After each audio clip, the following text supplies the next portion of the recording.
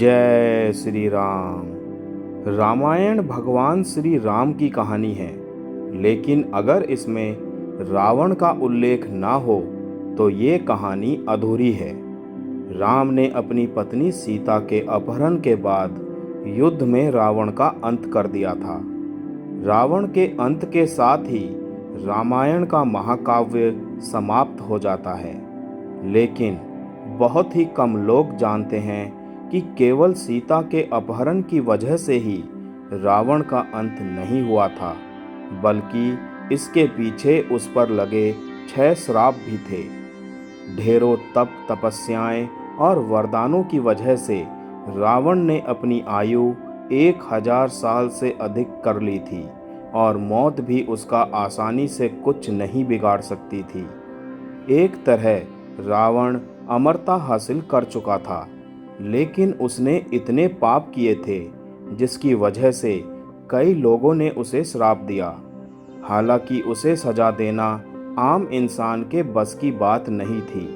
यही वजह है कि रावण के अत्याचार से धरती के लोगों को बचाने के लिए भगवान विष्णु को खुद राम के रूप में जन्म लेना पड़ा। लंका के राजा रावण को उसके जीवन काल में इतने श्राप मिले जिसकी वजह से न केवल उसकी मृत्यु हुई, बल्कि उसके वंशज का भी नामो निशान मिट गया। आइए जानते हैं उसे किसने और क्यों श्राप दिया था। रघुवंश में एक प्रतापी राजा था जिसे अनारण्य के नाम से जाना जाता था। रावण पूरे विश्व को जीतना चाहता था, जिसकी शुरुआत करने पर सबसे पहले उसका युद्ध राजा अनारण्य से हुआ। उनके बीच लंबे वक्त तक भयंकर युद्ध चला। हालांकि राजा अनारण्य ने इस युद्ध में अपनी जान गंवा दी, लेकिन उन्होंने मरने से पहले रावण को श्राप दिया कि उसका अंत अनारण्य के वंश में जन्म लेने वाले एक व्यक्ति द्वारा ही किया जाएगा।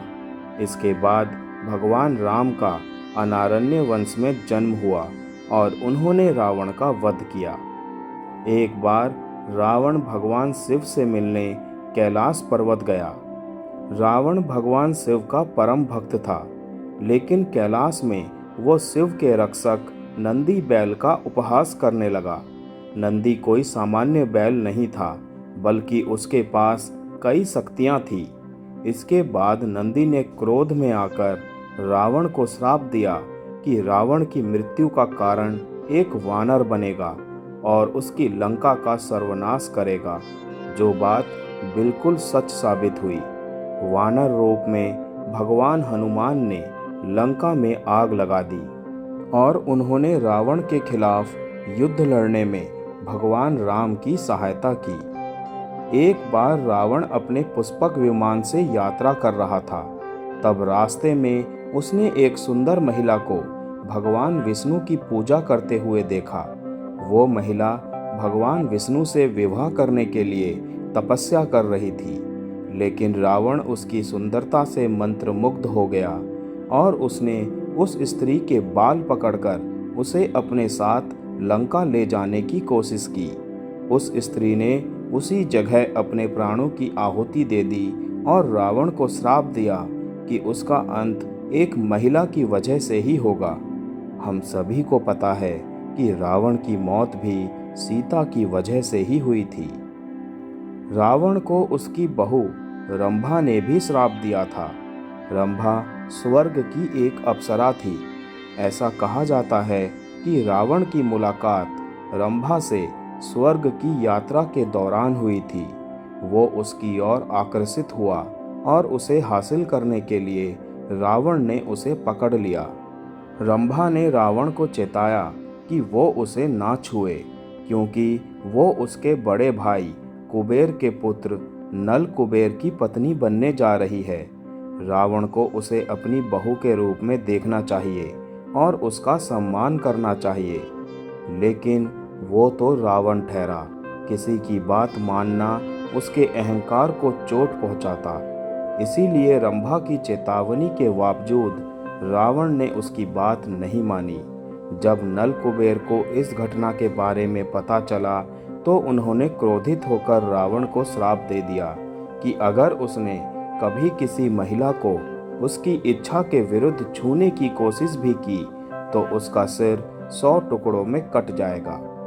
रावण की बहन सुपर्णखा के पति विद्युतजिन थे, जो कालके राजा की सेना में सेनापति थे। रावण पूरे विश्व को जीतना चाहता था और अपनी इस ख्वाहिश के लिए उसने कालके राजा के साथ भी युद्ध किया, जिस दौरान विद्युतजिन की मौत हो गई। सुपर्णखा ने इस युद्ध में अपने पति को खो दिया, जिसके बाद उसने अपने भाई रावण को श्राप दिया कि वो खुद एक दिन रावण की मृत्यु का कारण बनेगी। आगे चलकर वनवास के दौरान सुपर्णखा ने भगवान राम के छोटे भाई लक्ष्मण के सामने शादी का प्रस्ताव रखा, लेकिन लक्ष्मण ने इनकार कर दिया, जिस पर सुपर्णखा ने लक्ष्मण को सीता को मारने की धमकी दी। इस धमकी को सुन लक्ष्मण ने सुपर्णखा की नाक काट दी। इसके बाद वो क्रोधित होकर रावण के पास गई। तब रावण ने अपनी बहन को आश्वासन दिया कि वो उसके इस अपमान का बदला लेकर रहेगा। रावण ने उसके बाद सीता का अपहरण किया। ऐसा माना जाता है कि सुपर्णखा ने रावण से अपने पति के वध का बदला लेने के लिए ये सब किया था। हालांकि इसके कोई साक्ष्य प्रमाण नहीं मिलते हैं। ये सच है कि रावण की वासना और अहंकार ने ही उसके जीवन का अंत किया, यहाँ तक कि उसने अपनी पत्नी मंदोदरी की बड़ी बहन माया को भी नहीं बख्शा। माया के पति संभर वैजंतपुर के राजा थे। एक दिन रावण संभर से मिलने गया।